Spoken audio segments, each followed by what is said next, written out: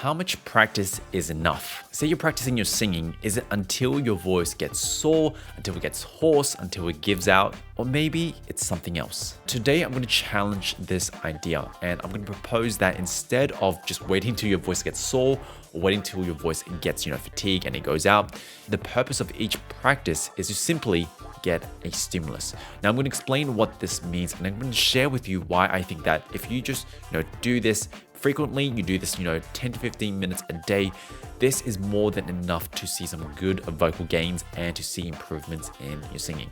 Now, real quick, for those of you who don't know me, my name is Ivan. I'm a voice teacher who works with students from all around the world over Zoom.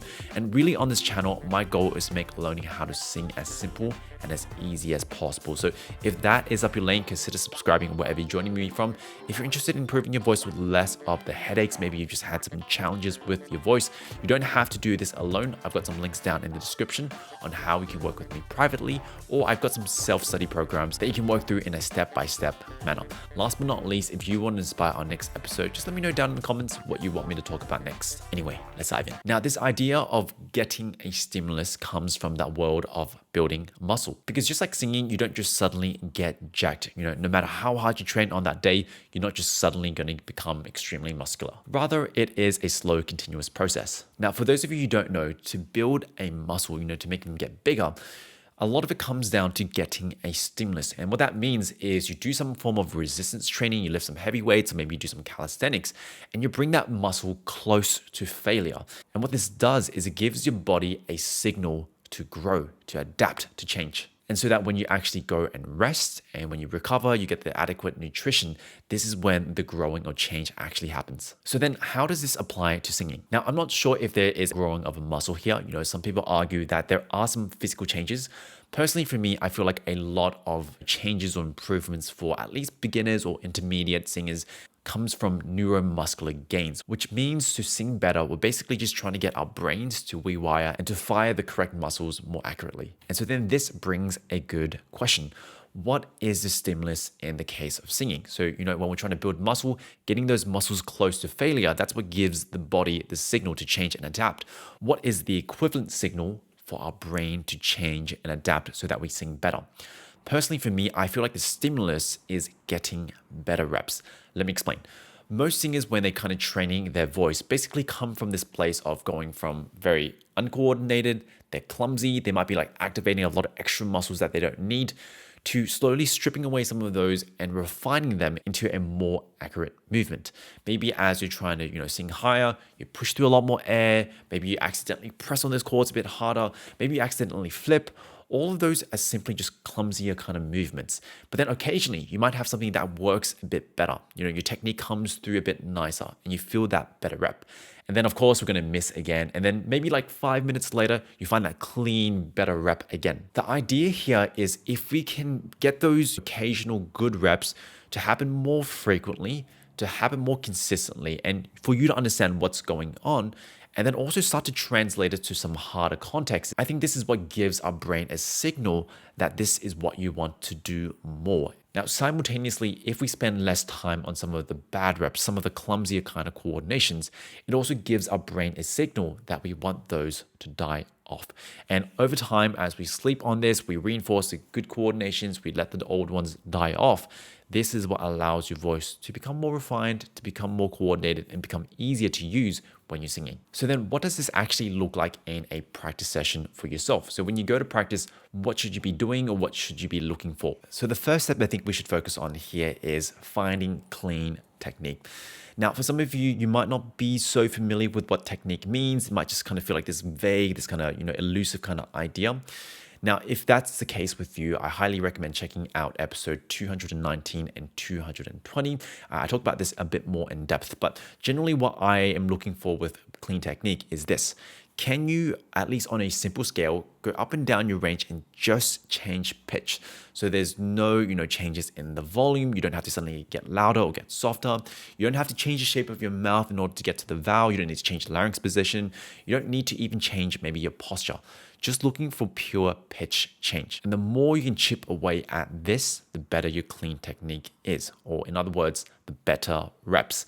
Now, the other example here is for those of you who can find it, being able to get them more consistently and faster in each practice session, that is also a way of finding better reps. And basically, the quicker you can do this, the more consistently, the faster you can do this each day.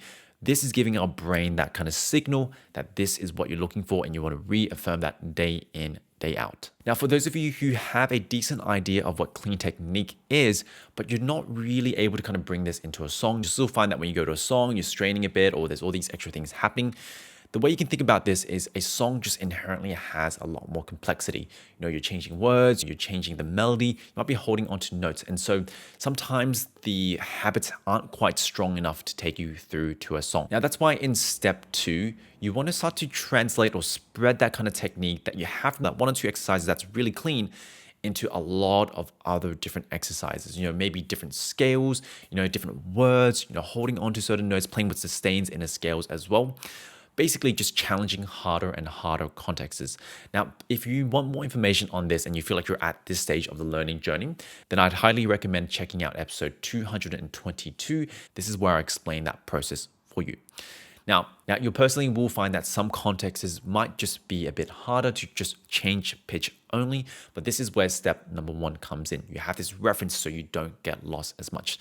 And then now this brings me to step number 3, which is when we go and rest. Because really these first 2 steps of, finding clean technique, getting there more consistently, quicker, and then going to challenge some harder contexts, all of that is to give a stimulus or a signal for your brain to go and change and adapt. But the brain still needs time to do this. And this is when we go and rest, when we aren't actually vocalizing anymore. So how do we decide when to rest? Now, I still think this is a trickier question. So I can really only just share from my personal experiences and my experience with coaching students from all around the world. So typically I find that if we just can find some better reps in that one practice session, and we just stay there for 10 to 15 minutes, sometimes even 5 minutes, that's actually enough to make progress.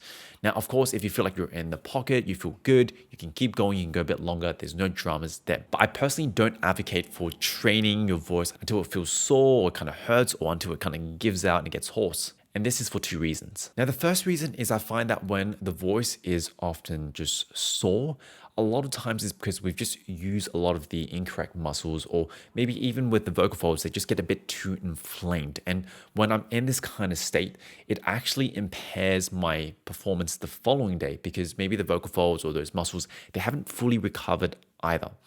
Now, the second reason here is if we think of the goal of practicing as giving our brain a signal or a stimulus to grow and change, when you start to use, incorrect muscles, or when you start to kind of just keep pushing even when you're fatigued, what you're doing here is you're giving your brain a mixed signal. On one hand, you're like, hey, these are these really good reps, these are the better reps, but then maybe closer towards the end of the practice session, and you have these reps that aren't so clean, your brain starts to wonder, what should I reinforce? What should I learn to just get rid of? And so this can actually impede your process. So I hope this explains why I feel like practice sessions should simply be about getting a stimulus rather than getting sore, rather than getting fatigued and just hurting your own progress. If this episode was useful, please leave a 5-star for this podcast. It really, really helps this podcast grow and get out to more people. If you're on any other social media, YouTube, Instagram, maybe TikTok, a like, comment, or even share, that would be amazing. If you'd like to study with me and you're interested in improving your voice faster with less of the headaches, I've got some links down in the description on how you can work with me. Apart from that, my name is Ivan. I'm your voice teacher. Take care.